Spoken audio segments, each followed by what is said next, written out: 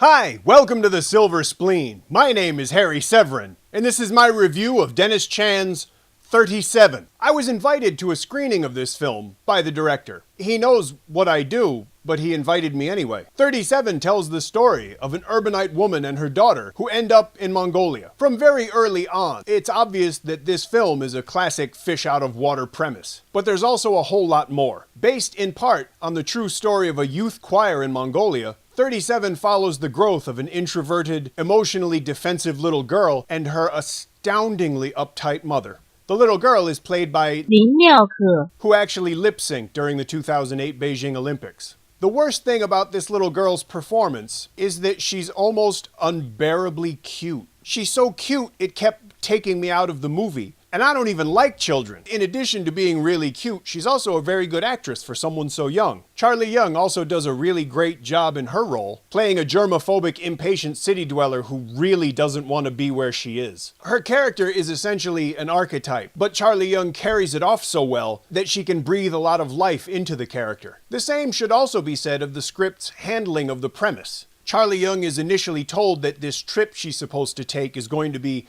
very well scheduled and only last a couple of days. When she arrives, of course, all that gets thrown out the window and she's stuck. Now, from what I hear, that happens sometimes in China. Hell, it even happens sometimes in Hong Kong, from what I've read. And let's face it, if you end up in the Hulenburg grasslands of Mongolia, you're about 100 miles past the middle of nowhere. In addition, I've met enough people like Charlie Yeung's character that I know that they would behave exactly the way she does. Part of what made her performance have so much impact for me is watching the way that she literally and figuratively squirms with discomfort. Because she's initially such an unpleasant person that it's kind of fun to watch her suffer. Maybe that's just me. I really enjoyed looking at this movie for a couple of different reasons. Any movie that's filmed on location in Mongolia is going to look amazing by default. The views are breathtaking, so all you really need to do is put up a camera and capture it. But the cinematography in 37 is actually a lot more than that. It really illustrates not just the background, but the setting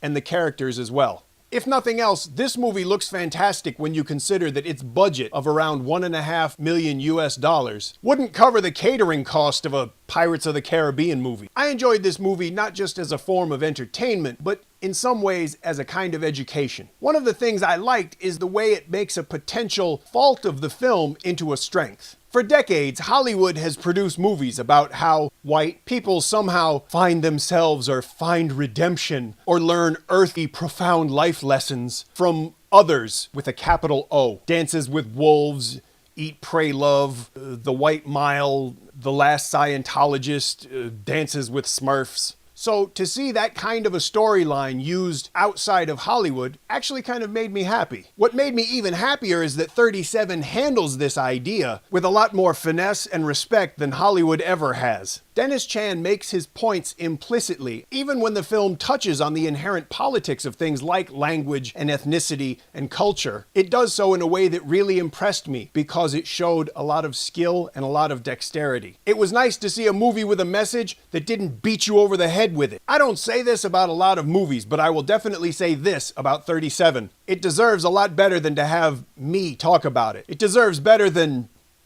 this. Now, I enjoyed this movie and I would encourage you to watch it. It hasn't been released on DVD, but you can watch it online for free thanks to Le TV. In the description, I've included a link where you can watch the film. It doesn't have English subtitles, it only has Chinese subtitles. The print that I watched certainly had English subtitles, so I'm sure the DVD will too. When there's a DVD release, I'll update the description with a link. If you enjoyed this review, please leave me a comment. If you didn't enjoy the review, please leave me a comment. If you enjoy these reviews in general, please subscribe to the channel. Thanks for watching.